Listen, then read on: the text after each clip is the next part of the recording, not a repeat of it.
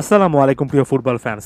জাতীয় দলের সব রকমের ব্যস্ততাকে পেরিয়ে আরও একবার কিন্তু ইংলিশ প্রিমিয়ার লিগের ফুটবল শুরু হচ্ছে এবং ফুটবল ফ্যাকের আজকের এই ভিডিওতে অপটা অ্যানালিস্টের খুবই গুরুত্বপূর্ণ একটা স্ট্যাটস আপনাদের সামনে তুলে ধরার চেষ্টা করছে, যেখানে আসলে একেবারে ভিজুয়ালের মাধ্যমে আপনারা বুঝতে পারবেন যে একটা দল মাঠের কোন জায়গায় কেমন ডমিনেট করছে বর্তমান সময়ে ইপিএলে।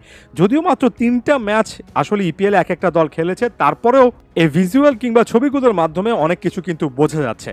যেমন এই মুহূর্তে চেলসির একটা ছবি দেখতে পাচ্ছেন, যেখানে বা থেকে ডানে চিন্তা করতে হবে, অর্থাৎ বায়ে বা আপনার স্ক্রিনে বা সাইডে হচ্ছে চেলসির ডিফেন্স এবং ডান সাইডে হচ্ছে প্রতিপক্ষের অর্ধ বা হাফ। আর এখানে বেশ কয়েকটা কালার কোডিং আছে, যেমন আপনারা যে একটু নীল বর্ণের বা বেগুনি বর্ণের যে জায়গাগুলো স্পট দেখতে পাচ্ছেন, সেগুলো হচ্ছে সে স্পট যেখানে চেলসির আধিপত্য আছে, অর্থাৎ বল দখলের লড়াইয়ে এখানে চেলসির সুবিধাজনক অবস্থানে আছে।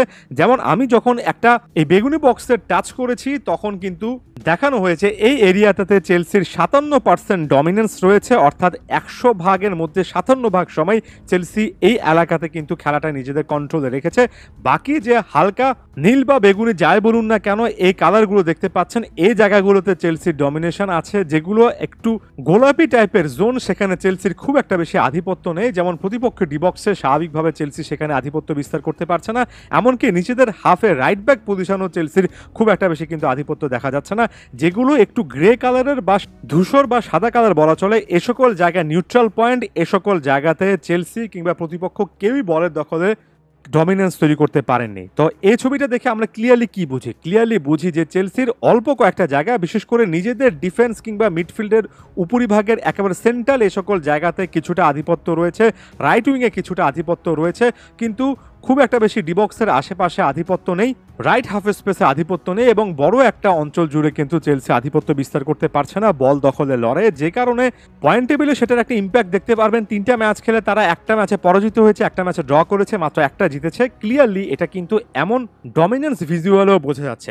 এরপর আমরা লিভারপুলের একটা ছবিতে চলে যাই। দেখুন, লিভারপুল এখন পর্যন্ত বেশ ভালো একটা অবস্থানে রয়েছে, 3টা ম্যাচে 3টাতে তারা জয় পেয়েছে। এবং আপনি যদি ওই যে বেগুনি টাইপের ওই কালারটা দেখেন, দেখবেন যে মাঠের একটা বড় অংশ জুড়ে কিন্তু লিভারপুলের একটা ডমিনেন্স আছে, এবং এটা নিজেদের ডিফেন্স থেকে শুরু করে midfield, right half space, left half space এবং রাইট উইংয়ের এই জায়গাগুলো।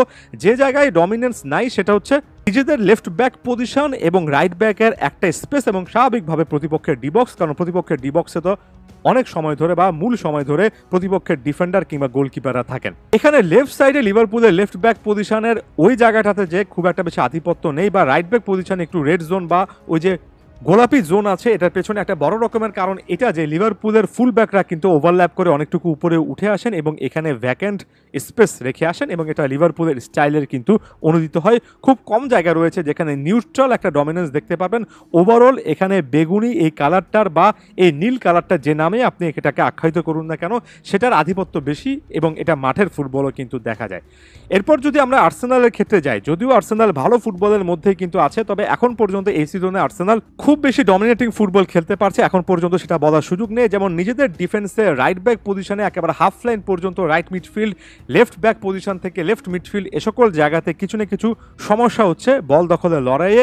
একেবারে অ্যাটাকিং মিডফিল্ডের একটা বড় অংশ জুড়ে আপনি কিন্তু ওই যে রেড কিংবা গোলাপি ওই জোনটা দেখতে পাচ্ছেন, অর্থাৎ আর্সেনালের এখানে অনেক জায়গা নিয়ে কাজ করতে হবে। নিজেদের হাফে মোটামুটি ডমিনেন্স রাখলেও প্রতিপক্ষের হাফে অ্যাটাকিং মিডফিল্ডে কিন্তু খুব বেশি কাজ করতে তারা পারছে না। এখন ম্যানচেস্টার সিটির আসলে ডমিনেন্সটা কেমন, বল পায়ে ম্যানচেস্টার সিটি একটা গেম কিভাবে ডিক্টেট করে, সেটার চিত্রটা কিন্তু এই ছবিটায় একেবারে ফুটে উঠেছে।